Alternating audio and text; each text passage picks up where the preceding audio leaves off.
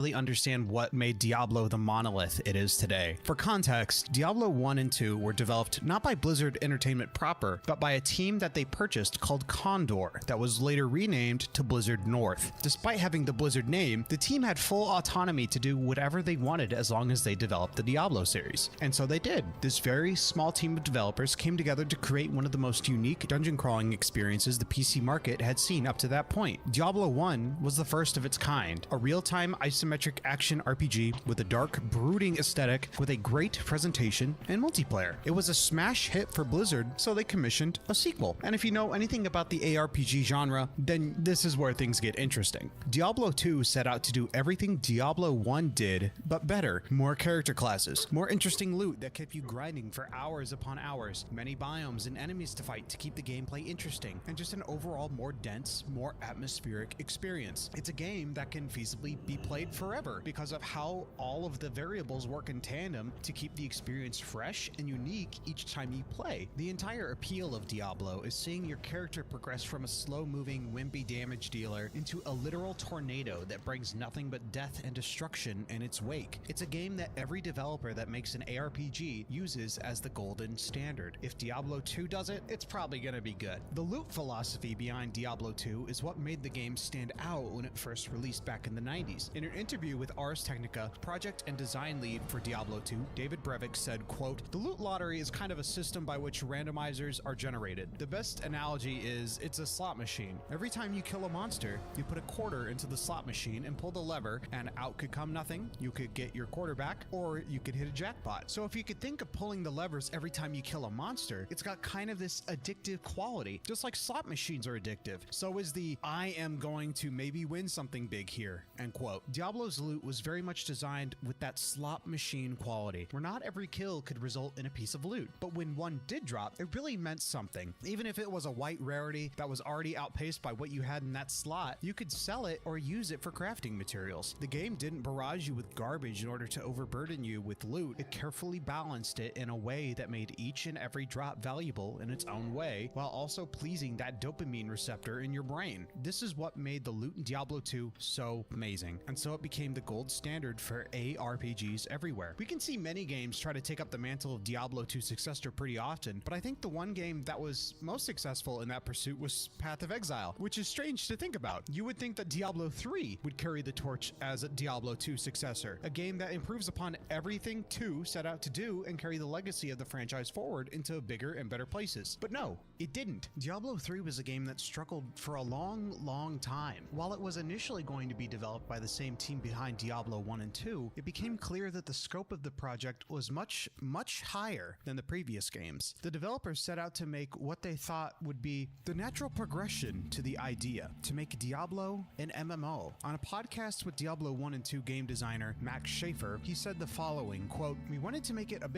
we actually were going a more MMO route with it, so it had more players in the game, but we were very early, and it's the point in the project where you don't talk to the public about it because so much can change and so much can go on. There's lots and lots of things that go on at game companies that never hit the light of day because it's just too early to really sit, and things are subject to change all the time. So we may have changed our own path radically had we kept going on with it. But at the time, our thinking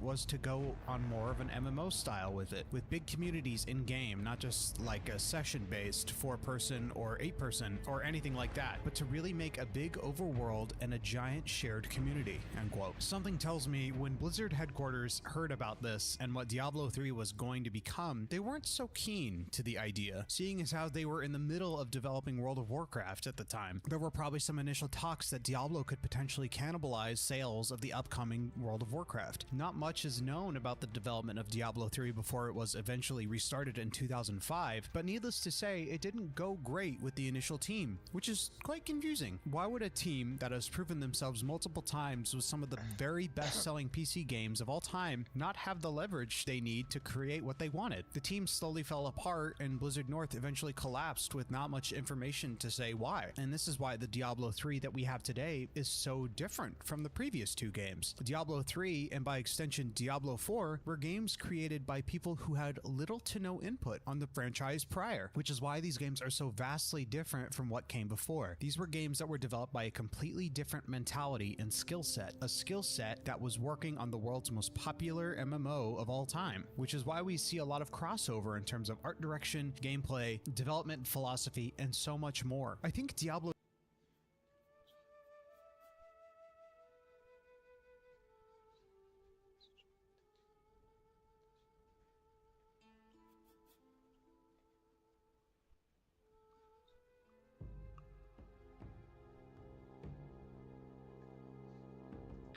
Diablo 3, despite everything, has come out to stand as its own complete entry in the franchise, but it looks and plays so vastly different from previous entries that it's almost a complete entry in the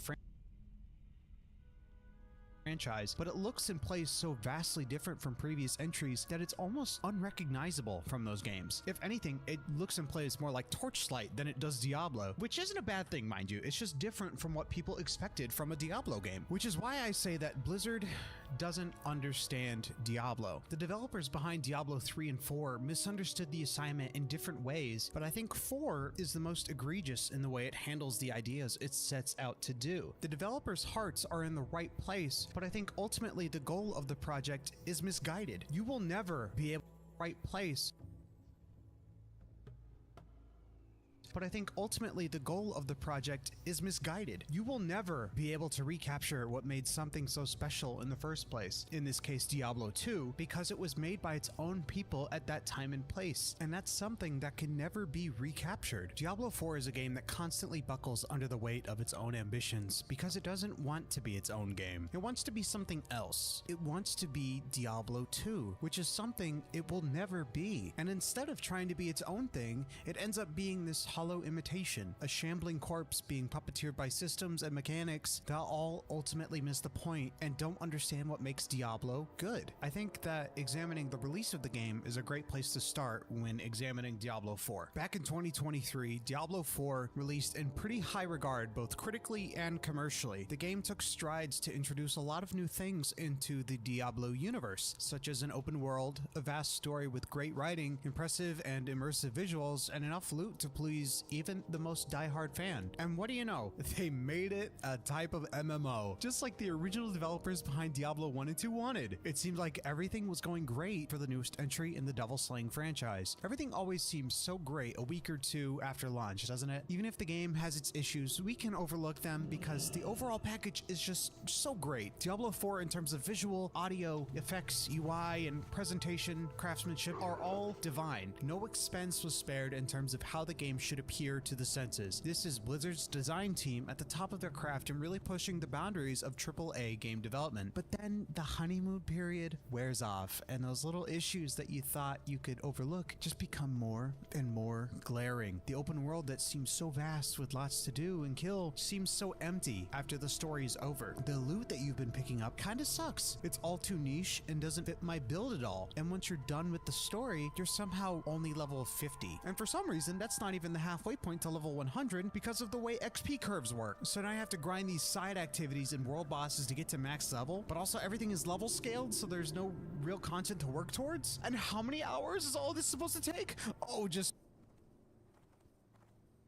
35 hours to do the campaign alone, no big deal. And now Blizzard is saying that they want me to do it all again next season? What is going on? I thought things were great.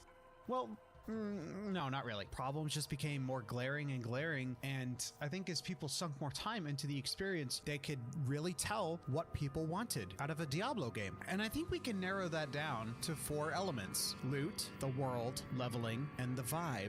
Let's start with loot first, arguably the most important part of any Diablo game. Diablo 4, when it launched, fundamentally misunderstood loot, which, if you're an ARPG, kind of misses the whole point of the game, doesn't it? That's the reason why you stay up until 3 in the morning playing, to get that one item that boosts your already existing build or a piece that can change it altogether. My biggest complaint with loot is how much there is and how most of it doesn't really matter. The game showers you with legendaries, so at the end of the day, everything feels worthless. It's not worth my time digging through every item piece to make sure it has the one stat I'm looking for, because I'm just so desensitized to the whole loot drop mechanic now. None of the loot mattered, and with no loot filter to tell you what's good and what's not, it all becomes a visual salad. Yeah, that's a huge problem. And now the item economy is in shambles because it feels like every kill results in a piece of loot, and the gold conversion rate wasn't high enough to warrant carrying a full inventory and teleporting back to town every 30 seconds. So you just stop doing it at some point because it ruins the gameplay pacing. Remember how I talked about how Diablo 2 really made every piece of gear matter? The economy of 2 was perfectly tuned so loot would drop just enough for it to be worth it. It was never a shower that rained down on you, because then it would mean that most everything would be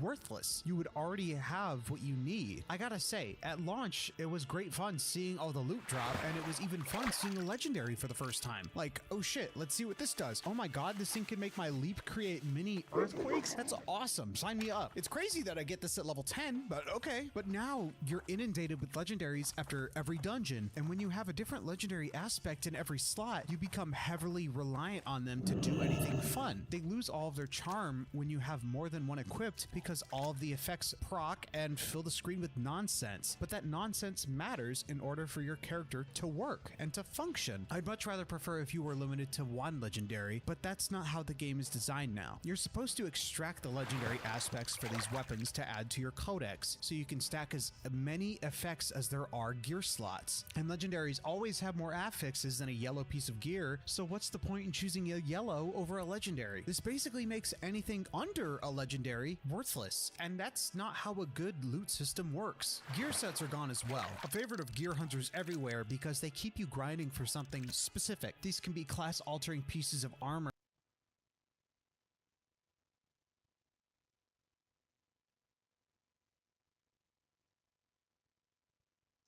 that give you unique effects once you hit a certain amount of pieces of the set equipped. These are currently not in the game, and I think it's a massive downside. When I think of ARPGs, I think of gear sets because of their uniqueness and rarity. It always felt like I was working on completing a collection, and I wouldn't stop looking for a set until I had all the pieces. It's just another layer on top of the loot game that is missing and needs to be added back pronto. Anything that keeps me engaged in the current experience is a plus, if you ask me. While sets are gone, uniques make a return but are basically worthless because they're so incredibly niche. These are pieces of gear that will always have the same effect and same 4 affixes, just with different number rolls, so they will only benefit builds with certain skills and abilities. Already a huge downgrade from legendaries, because with legendaries you can at least swap their passive effect and add new affixes on top of them. And uniques are very rarely viable to equip because they don't offer stats to builds that would be interesting or important. However, these rules don't apply to Uber uniques, pieces of gear that buff every aspect of a character. These Uber uniques are called that because the drop rate is incredibly low, so you'd be lucky to get one. But thankfully there are ways the game rewards you with crafting materials to make one eventually, which is pretty dope. You just have to do the hardest content in the game to get it, so I think it's a pretty good reward. Now, one of my biggest personal gripes with Diablo 4 is how it creates randomly generated play spaces, i.e. dungeons and maps, because it's a major part of what makes ARPGs so replayable. I loved playing Diablo 2, Path of Exile, Torchlight, and other ARPGs because of this aspect alone. The randomly generated environments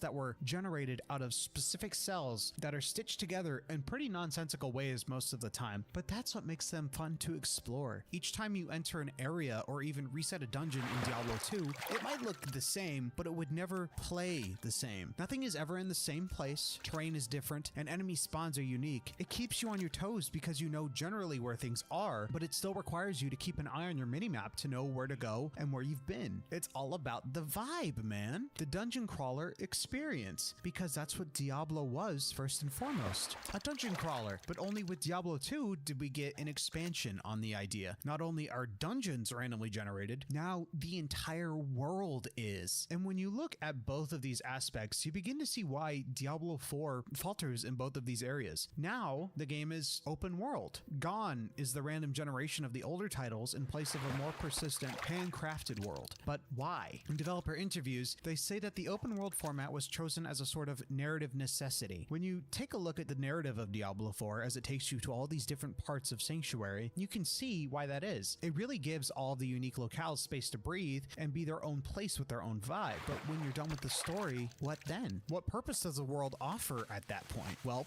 not much, honestly. And I think the Blizzard team realized that they spent all this time crafting an open world just for the story and had to come up with a way to make it not so worthless. Because you have to understand something. Diablo is a game that you play with multiple characters, not just one. And what's the point of all this different loot if you can't use it in different ways? So when Season 1 rolls around, the devs expected players to complete everything they did with their first characters. So if you spent all of your time on your first character completing every side quest, every dungeon, every stronghold, you had to do it again. It made no sense whatsoever. But they quickly realized that, oh yeah, players probably wouldn't want to do that more than once, and quickly rectified that issue. But the fact that it was even an issue in the first place speaks volumes. So what's another reason to keep the open world around? Well, if you ask me, it's to make that MMO aspect of the game more prevalent. In a persistent world, you're more likely to feel more immersed when playing alongside other characters. You get to know locations and have a common language that you can share with your friends while you play, like, oh, I finished my pit runs in Karagar. Do you want to go to the Helltide happening in Kyovashad right now? And after that, meet me in Skazglen because there's a Legion event happening soon. But making Diablo an MMO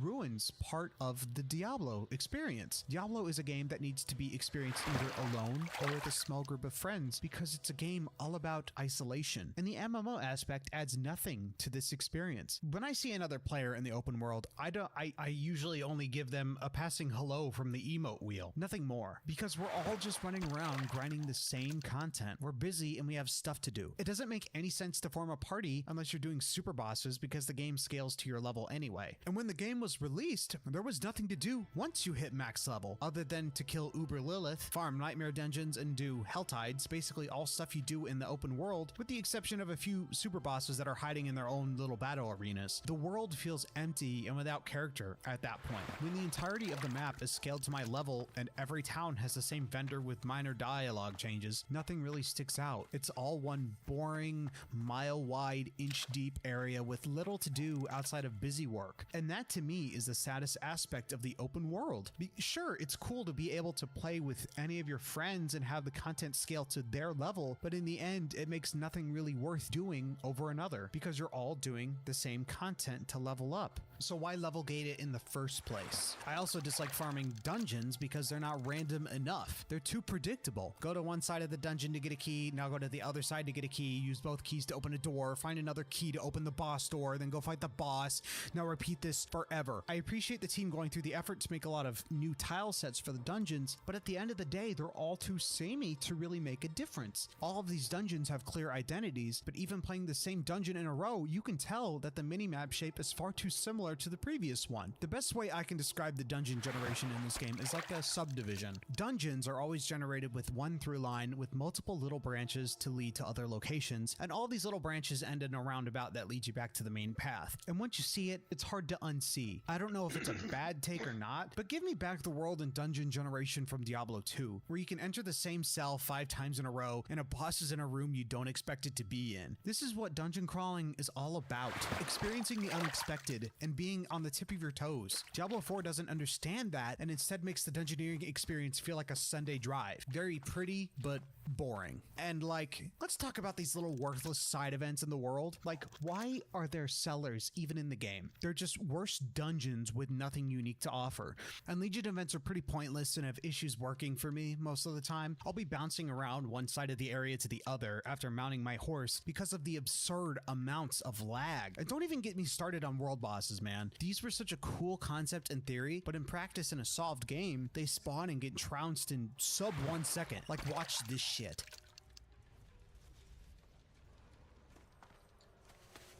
Insane. At risk of sounding like a sub 1 second. Like, watch this shit.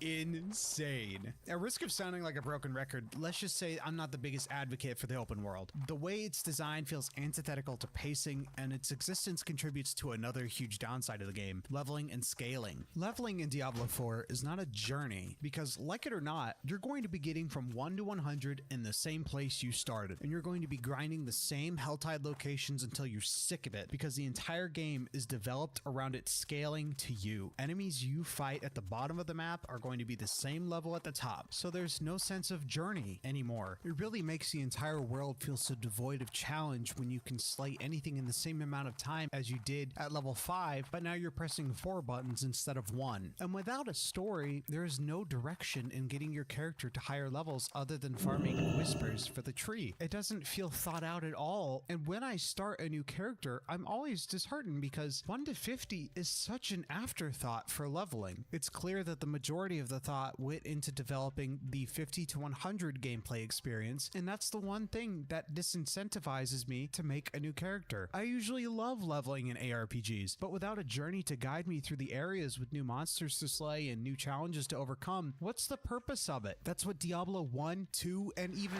3 understood, that you need new challenges throughout your game. And when you're fighting in the same sandbox from characters 1 to 12, you're bound to get bored at some point. I think the 50 to 100 leveling experience is okay at best. I just dislike farming the same activities over and over again in an attempt to get to higher world tiers faster. I generally don't have complaints with the Paragon boards. I think it's a neat twist on the leveling system that Path of Exile has, but much more basic, which is fine. It's just inoffensive. The leveling experience has really come a long way since launch, when it was really a slog to hit level cap, but it still feels like it has a ways to go to keep the player engaged during the whole process. All in all, I think the game needs more things to do from 1 to 100. I think a good idea would be to make something more linear, like how all of the previous games play. It really helps the player have a sense of progress and growth of power as they tackle bigger and badder challenges. Because as it stands right now, my character feels just as strong as they did at level 1, because the bosses I'm killing at 100 are the same bosses I killed during leveling. It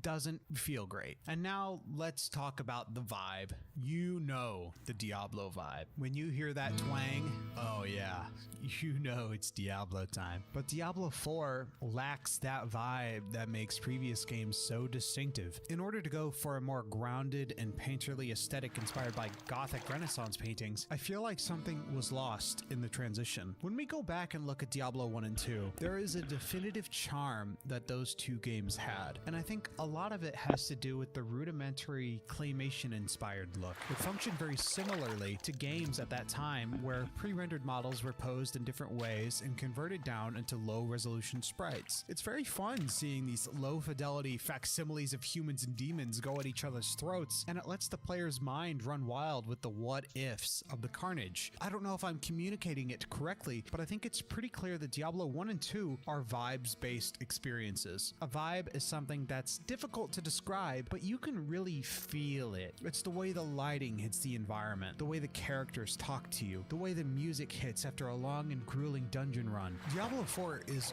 gorgeous, clearly, and has a lot of really amazing artists working on it, but it's missing that X factor that makes the older games really stick out. And I think it has a lot to do with the fidelity of the experience. Everything in the game is rendered at such high detail. The environments, the monsters, the gear, the spells, all of it. It all feels so grounded and realistic, and the overall experience makes it just kind of dull. It's missing that uncanny valley that made the original two games such seminal experiences, not just for the ARPG genre, but for horror games as well. Diablo 4 isn't a horror game, it's an action game, and it really does everything it can to make the world as inviting as possible while still making it bloody and gory and sloppy and wet, and yeah, you get the picture. The soundscape is another important aspect. The music was such a vital part of classic Diablo, and that's where the majority of the series' identity comes from. That good old Tristram theme. Everything comes back to Tristram, doesn't it? It's really fitting in a way. It's Blizzard's way of saying, look, we peaked in 1996, let us have this. It's also a way to try and get back some semblance of nostalgia the player might have for those earlier entries without really working for it. It's all a feeble attempt to try and capture what came before without making its own identity.